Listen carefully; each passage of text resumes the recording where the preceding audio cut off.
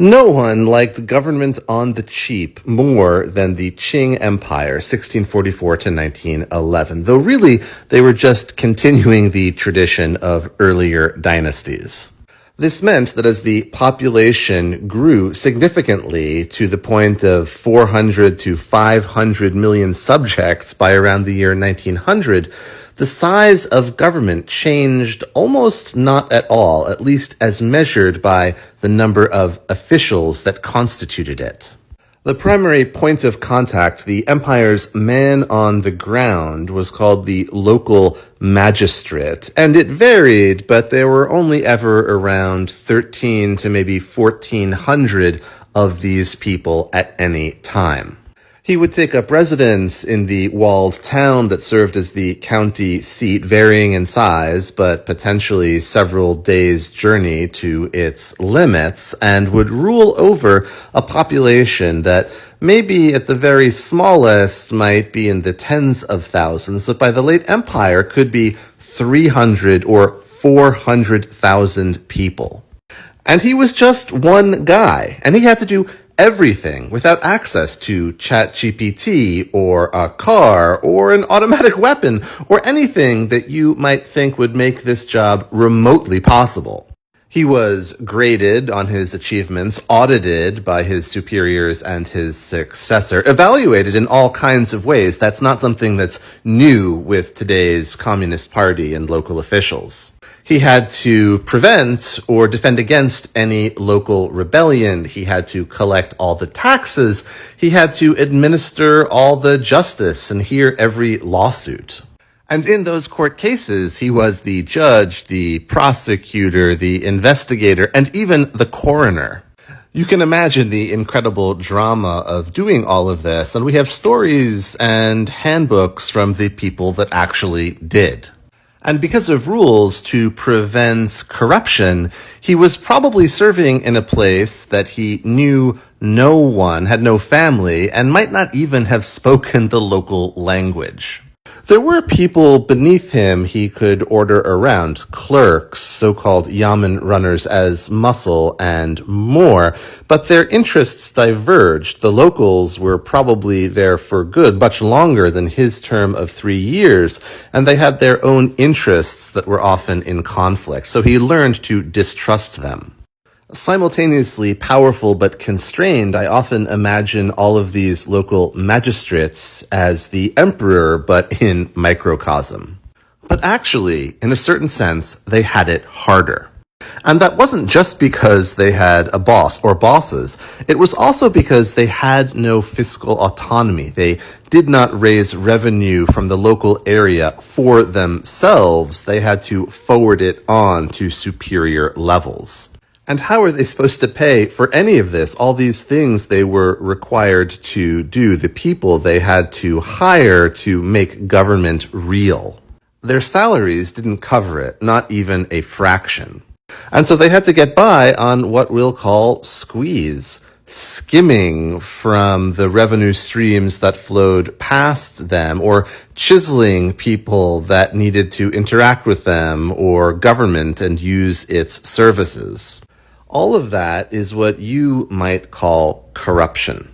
But was it really? Because the system could not have functioned without it. And you can kind of hear that this video is, in a way, a callback to some of the themes we brought up from Desmond Shum and his Red Roulette memoir about the People's Republic in the present. Anyway, there was an emperor who recognized this problem and tried in a way to fix it. This was the Yongzheng emperor, who has never really been a great guy in the popular imagination, but was sort of a dour Mr. Fix-It for many parts of the imperial system.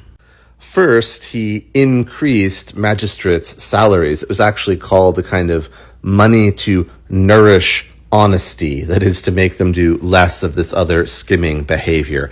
But really, even that wasn't quite enough. But second, he actually set a kind of fair skimming percentage. Before that, it was all pretty gray, and norms might vary. How much could you take, or should you? What was greedy and what was needed to get the job done? It turns out that 10% or so is fine. That makes you honest. Take that, and in Yongzheng's eyes, you're just doing your job. But if you're taking 30, well, yeah, you are a corrupt person and will be prosecuted. If this seems crazy, think for a moment about the American political system where certain forms of corruption, the New Jersey senator with gold bars in his closet is clearly disgusting and headed straight for prison, but other things are kind of okay, and I've always been interested in the book deal. Some huge figures, you could think Trump or Obama, might have enough fans to sustain sales for those large advances, but mostly that's not the case.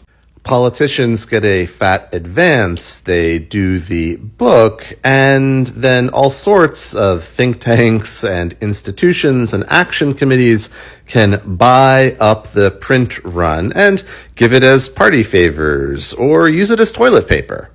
It's a way of channeling money to support people that you like legitimately, and for most people it kind of passes the sniff test. Same with speaking fees. Anyway, my point is that Yongzheng and people like him might have thought about corruption, in quotes, a little bit differently and had a kind of systemic idea of what it was and how to handle it. It's amazing how different that is from the present-day idea of corruption and anti-corruption drives in the People's Republic of China, where corruption is imagined not systemically as a kind of inbuilt feature product of the system that maybe should be addressed in the same way, but rather is imagined as an individual personal characteristic or moral failing. And it's all the more absurd when the people at the top, those families, the Wen family that we talked about before, and Xi Jinping's family, have harvested so much state wealth for themselves. Officials in China, past and present, have always feathered their own nests and gotten rich. And we're looking here, by the way, this whole time at a portrait of a fairly high official. He was a Hanlin scholar in the 19th century, and you can see he looks great with all of that finery and silk, certainly. But what is fair, and how much is too much for any time or place? Desmond Shum and other insiders working with those very high red families have told us that the going rate is about 30%. Way beyond the Qing standard, in other words. Yongzheng would not be pleased.